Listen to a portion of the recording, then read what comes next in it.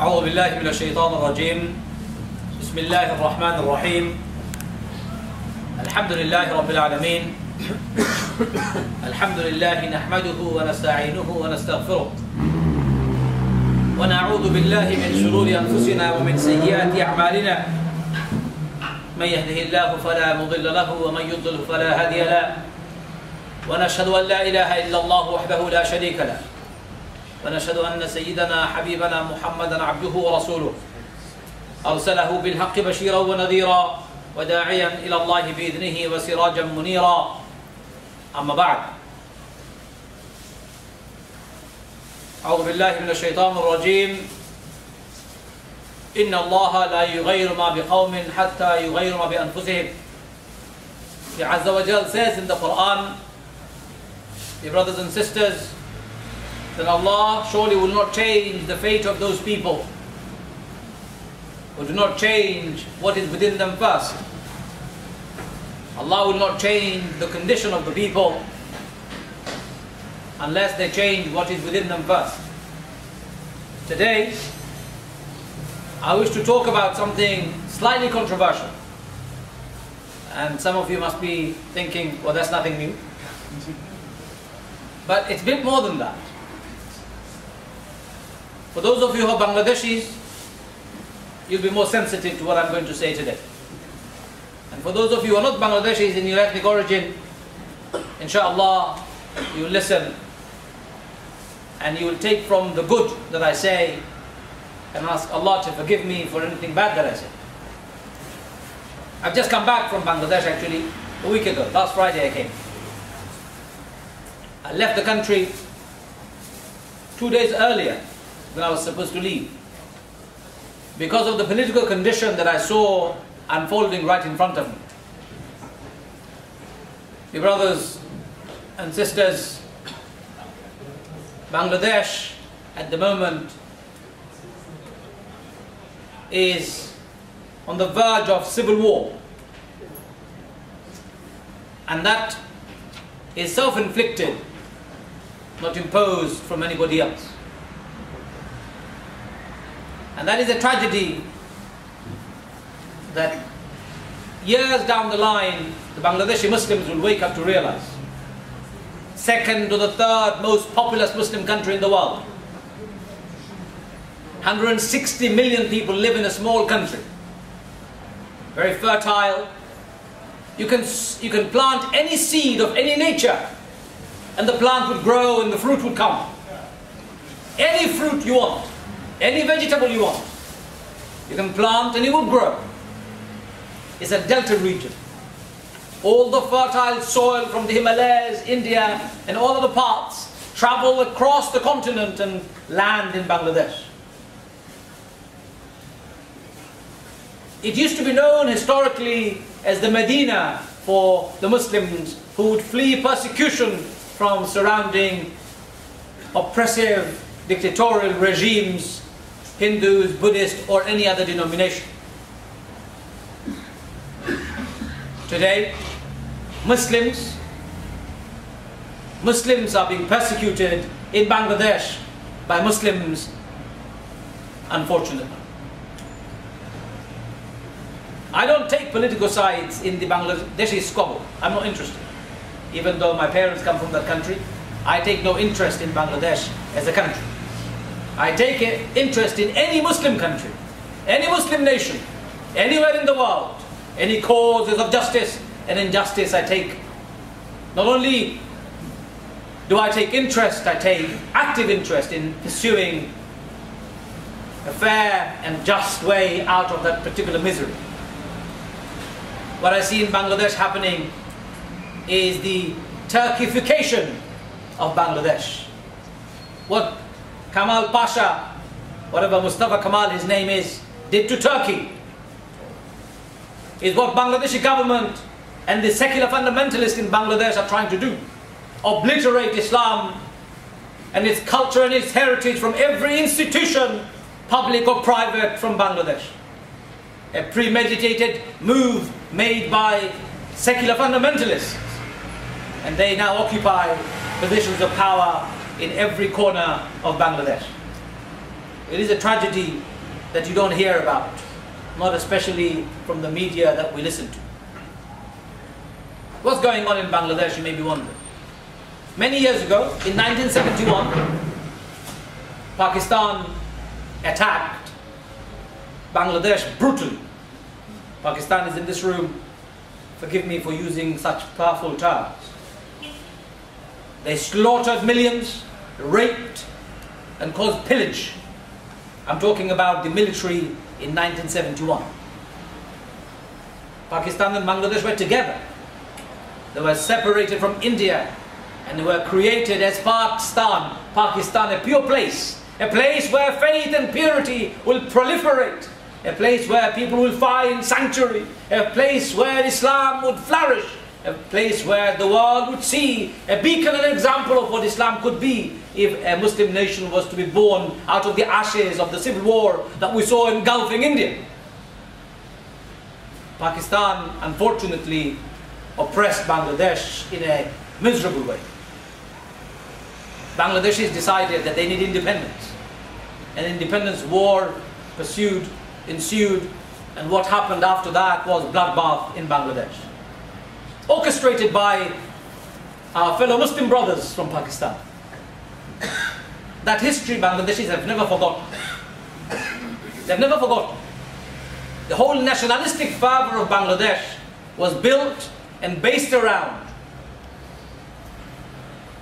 Pakistan and those who collaborated with Pakistani army in order to cause the death and destructions of millions of people. Brothers and sisters, 1971 went.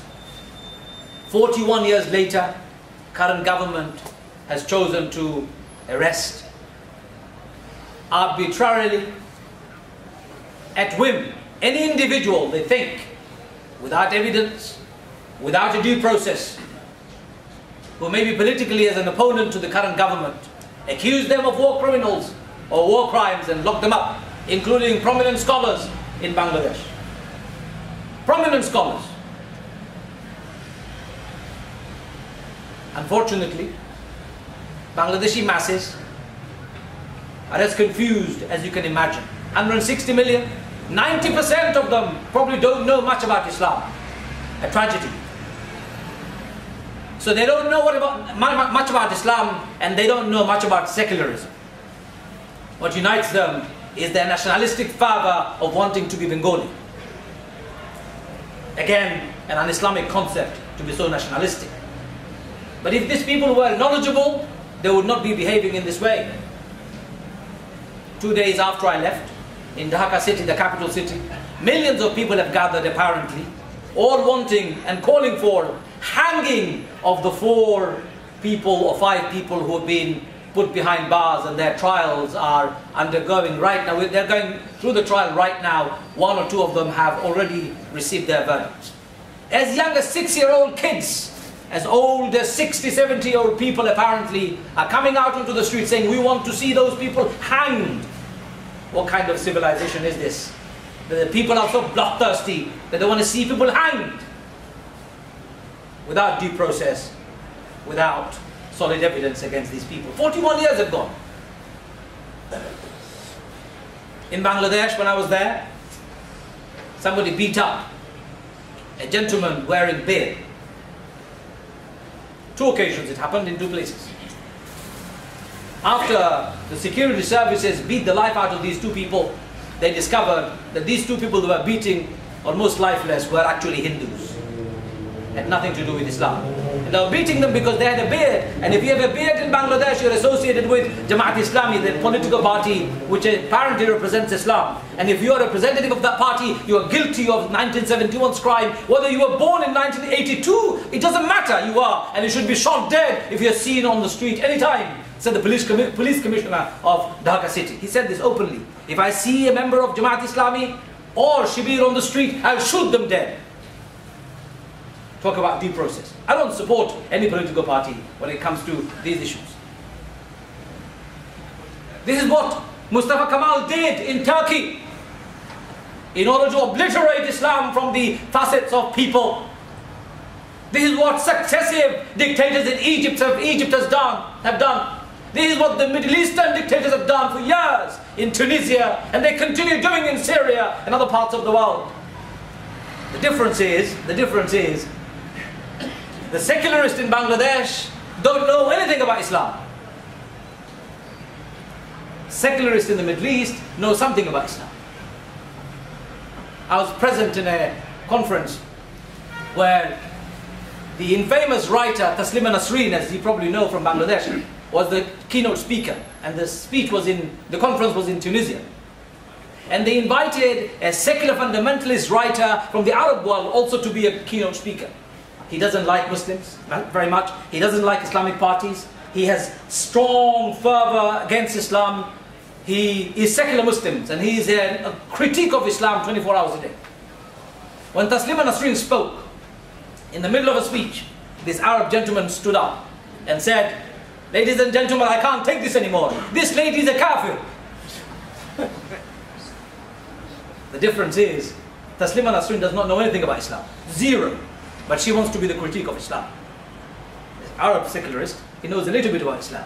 And when somebody goes over that particular red line that he holds close to his heart, he would protest. And that's the tragedy of Bangladesh. Majority of Bangladeshis don't know much about Islam. They don't know much about Islam because they've been deprived of the opportunity of learning about Islam. Bangladesh will see one of the two happening in the next few weeks and months. A civil war that will engulf the country, killing, destruction, death, unnecessary. Or international communities, Muslim communities would put enough pressure to put sense in the heads of these governments. A tragedy that can be averted easily. You cannot silence Islam by behaving in this way. You cannot silence Islam forever. Never. You can never silence Islam.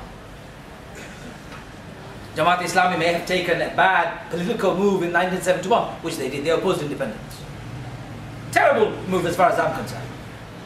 But people who were born in 1982, 83, 84, they were not even alive in 71 to be indicted and put behind bars because of political charges. Wallahi, Bangladesh is on the brink of destruction at the moment. That's why I began my khutbah today by saying I'm going to talk controversially for Bangladeshis. This may be too much to take. Allah says in the Quran, Allah will not change the condition of those people who do not change what is within them. One of the bloggers who's organizing the current uprising or current rally in the capital city, supported by the government, one of the bloggers, actually those bloggers who have been responsible through Facebook in bringing people together, wrote in his own blog that I've read with my own eyes. If Allah comes down, we will want to hang Allah too.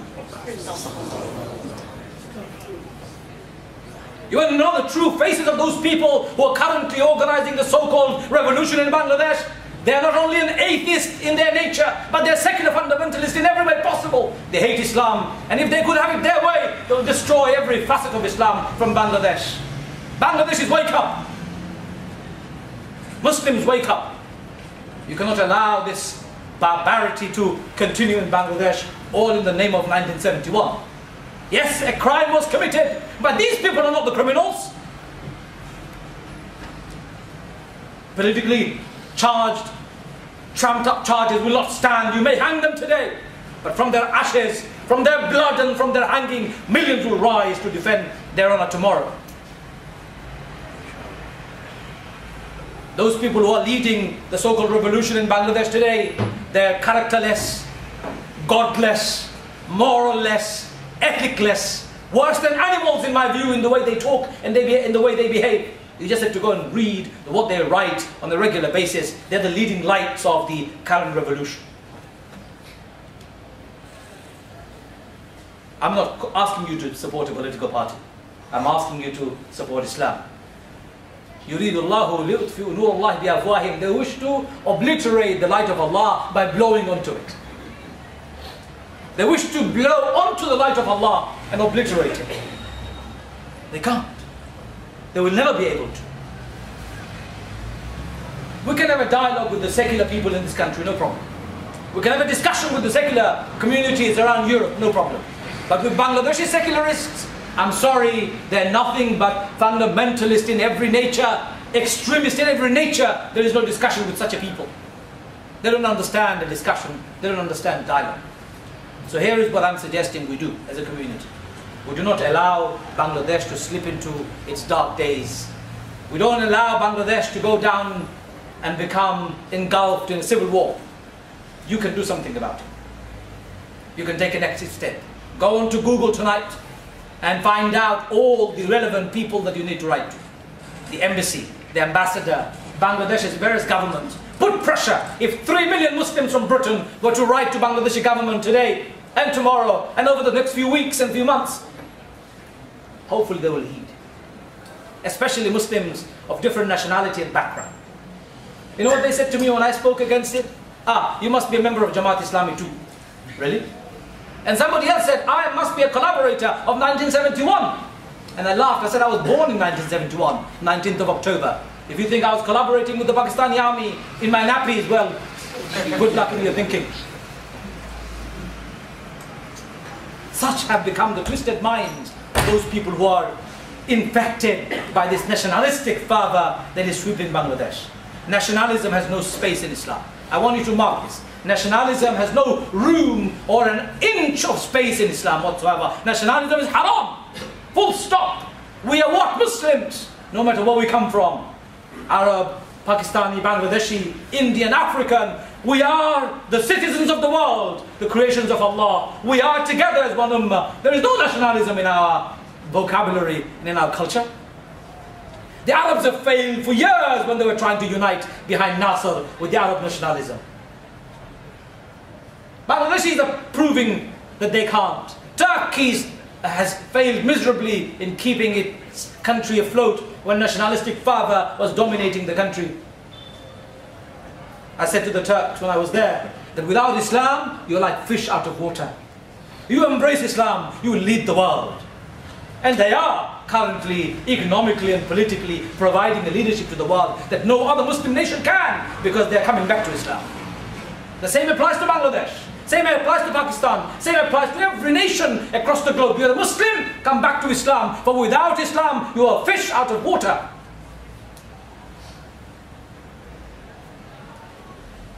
I know you think I'm angry. I am very upset. Deeply traumatized for what I see today.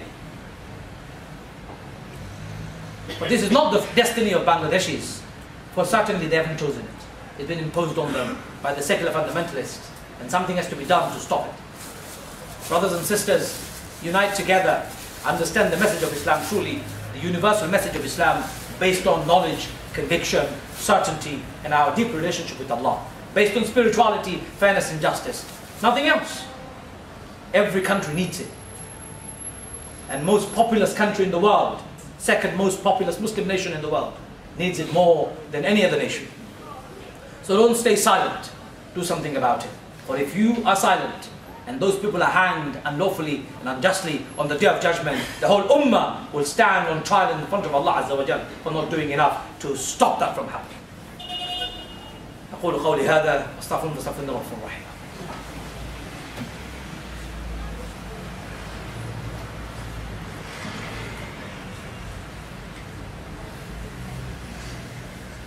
الحمد لله الذي كفى وسلام على عباده الذين اصطفى. أما بعد, Muhammad sallallahu alayhi wa sallam was born in Mecca, and 13 years or few months later, less than 13 years later, he migrated to Medina. And he stayed in Medina for 10 years. And within that 23 years of his prophethood, he changed the course of humanity and its history. Permanent. What did he do that was so unique? What did he do that was so unique about him that made the whole of Arab world unite around him? In fact, other communities followed very soon after his death. Within 50 years of his death, Islam had spread all the way to India and was knocking at the doors of Europe. What was it so unique about him? Is the clarity of his message. The universal message that is so clear and precise. Equality for all people in front of Allah Azza wa Jalla. All of our relationship is direct with Allah, nobody else. Our relationship with Him is direct. Our destination is Him. That focus changed the destiny of humanity forever. It's no longer plundering the wealth, accumulating wealth for yourself, becoming and building empires. No, it's all about the pleasure of Allah Azza wa Jal. That focus from material gains, from world-centered lifestyle to lifestyle of the hereafter. That's what changed the course of humanity. I believe the same would happen to Bangladeshis if they were given the same education en masse. It's a tragedy that they haven't had the opportunity to learn much about Islam for the last 41 years they've been independent. It's a tragedy. I have been to the most remote villages of Bangladesh. I've traveled, now I can say, from south to the north and east to the west. And I have come back more saddened than ever before. We give more da'wah to the people of non-Muslims in this country than the Muslims in Bangladesh receive. Non-Muslims in this country may be more aware of Islam than many Muslims in Bangladesh today. That tragedy needs to be averted. That tragedy needs to be averted. It's not a poor country. They don't need your handouts. They need help and support so that they can be educated and free. Free to worship Allah, free to determine their own future rather than be bullied and emotionally blackmailed by secular fundamentalists and nationalists that we see in Bangladesh today. Dear brothers and sisters, I want you to mark my words. I do not support any political parties in Bangladesh. I'm not interested in any of them. I think all of them are part and parcel of the problem, not part of the solution. I am Muslim in Britain. This is my home. My heart goes out when I see tragedy in Pakistan. My heart goes out when I see tragedy in Yemen. My heart goes out when I see tragedy in Sudan. My heart is bleeding because what I see in Bangladesh happening at the moment, and you should have the same. Rasul said, the Muslim Ummah is one body. If one party is ill, the rest of the body should feel the pain. You should feel the same. And you should do something about it. Silence isn't a strategy of a good Muslim. Silence and passivism is not a quality of a good Muslim. We need to do everything possible to save these nations, particularly Bangladesh, from abyss that I see it's marching in the direction of. Brothers and sisters, if you have got Bangladeshi friends in this country, talk to them. If you're Bangladeshi yourself, speak to your relatives and families back in the countries where they come from, where you come from. Encourage them to come back to Islam and not be divided based on nationalism and the secular fundamentalist that is sweeping the country at the moment. Encourage them. You know what they do? They confuse Islam with Jamaat Islami. Anything Jamaat Islami does is Islamic, and if you do something Islamic, it must be Jamaat Islami too. That confusion comes because people don't have understanding of Islam adequately. Jamaat Islam is a political party. I'm not interested in them. I'm interested in Islam. I'm interested in Islam. And the greatest tragedy, my brothers and sisters, I left it for the last, is the scholars in Bangladesh are disunited like never before. Do you know why? In Bangladesh, this is the culture. If you have 4 children, 4 boys, amongst your boys, the one which has got the least IQ, the one which is slow in not learning, even with disabilities maybe, is sent to the Islamic madrasa to study in a residential boarding place far away from civilization. And the one who's got the highest IQ is given to private school, secular schools, so they will do the best that there is. Fantastic scholars have emerged from those backgrounds, believe you me, they have. But by far, majority of Bangladeshi scholars are a liability on Bangladesh itself. They earn their money by selling the Quran, by writing tabiz, attending milad, and doing this, that, and the other, which has nothing to do with Islam. When I was in Bangladesh, I heard somebody reciting the Quran with a speaker over the whole night. And I asked somebody, what's going on? Oh, he's reciting the Quran, he's doing a khatm al-Quran. I said, okay, what does that mean? He's finishing the Quran. Why is he doing it overnight? Because the idea is to finish it in one night. Okay, oh, noble idea, isn't it? Finish the whole Quran in one night, fantastic. But there is something more sinister behind it. It's a business. The more you do, the more you earn. Those liable scholars, the liability scholars, they do most of this in Ramadan, and they earn whole year's salary by reciting the Quran at 1,000 miles, neck break speed. Nobody understands anything, and they call it Khatm al-Quran. They don't understand what they're reciting. The listeners don't understand what is being recited, and it's been thrown out using the loudspeakers. Using the Quran to give ta'beez is the most popular business in Bangladesh. They become a liability. And because scholars are disunited today, prominent scholars are being locked up. The rest of the scholars are silent. In fact, I call them bootlickers because they have been bought by the government. They've been bought by the government with money, fame, and promise of power tomorrow. That's the biggest tragedy of all tragedies in Bangladesh. That those who have knowledge, in quote unquote, supposedly, have become so deeply divided. You see, there is a saying, when shaitan wants to target and destroy a nation, it targets the scholars first. Why? If they can break the scholar, corrupt the scholar, the followers will automatically be destroyed and corrupted. Brothers and sisters, this is a sample of what's happening in other parts of the Muslim world too. It's not just specific to Bangladesh, believe you me. I'm just giving you an example because I've just come back from it a week ago.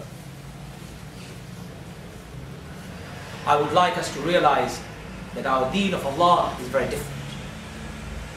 It's none of those. Rasulullah did not spend 23 years of his life for you and I to give ta'beez. You think he did that for ta'beez? You think he did that for you to do Khatm al-Quran and not understand a single word of it? You think he did that for you to earn a living out of selling the Quran? Waste of life. Insult to the life of Rasulullah, those who even suggest that he did anything like that. So that needs change. So I want to finish by reminding you of the verse that I recited in the beginning. Allah does not change the fate of those people who do not change what is within them first. Our future will not change unless we change what is within ourselves first. Change must begin from within. Intellectual renaissance is needed en masse within the Muslim world. Learning and understanding the Quran is needed. We need to become a people of the Quran. Understand and read and have it in our life, in our heart, manifesting in everything that we do. Our relationship with Allah must be deep and profound. Our interpersonal relationship with one another must be based on fairness and justice. If we don't change and become like that, we have no future. We'll remain downtrodden, abused and obliterated by other nations. Brothers and sisters, finally, I would like to urge you all to unite together to ask Allah Azza wa Jal to free Bangladesh of this difficulty. Ya Arhamur Rahimin, Ya Akramul Akrameen, we have united together in asking you, free Bangladesh from all the turmoils, Ya Allah. Free Bangladesh from all the troubles, Ya Allah. Free the Bangladesh from the grips of the secular fundamentalists, Ya Allah. Free them, Ya Rabbi, Ya Arhamur Rahimin, Ya Akramul Akrameen. Free the scholars who have been locked up, Ya Allah. Free the innocent who have been unjustly treated, Ya Allah. Ya Arhamur Rahimin, Ya Akramul Akrameen. Guide the people of Bangladesh, Ya Allah. Free Bangladesh again, Ya Allah. Free Bangladesh from the fitna, Ya Allah. Ya Arhamur Rahimin. Free the whole world from the troubles and tribulations, Ya Rabb. Ya Arhamur Rahimin, Ya Akramul Akramin. Free every part of the world from troubles and tribulations, Ya Allah. Ya Akramul Akramin, Ya Arhamur Rahimin. Restore dignity and peace on this earth, Ya Allah. Restore peace and dignity on this earth, Ya Allah. Ya Arhamur Rahimin. Make us the best of ambassadors, Ya Allah. Ya Akramul Akramin, Ya Arhamur Rahimin. Relieve us from the troubles and tribulations, Ya Allah. Ya Arhamur Rahimin, Ya Akramul Akramin. Help us so that we can help ourselves, Ya Allah. Strengthen us in our iman so that we can help ourselves, Ya Allah. Strengthen us in our taqwa so that we can help ourselves, Ya Allah. Ya Arhamur Rahimin. Enable us so that we can practice your deen, Ya Allah. We can understand your deen, Ya Allah. We can tell other people about your deen, Ya Allah. Ya Arhamur Rahimin, Ya Akramul Akramin. Give us the strength, give us the honor, give us the nur that you have promised, Ya Allah. ربنا تقبل منا إنك أنت السميع العليم وتب علينا يا مولانا إنك أنت التواب الرحيم إن الله يأمر بالعدل والإحسان وإيتاء ذي القربى وينهى عن الفحشاء والمنكر والبغي يعظكم لعلكم تذكرون فاذكروني أذكركم واشكروا لي ولا تكفرون والله يعلم ما تصنعون. أقم الصلاة.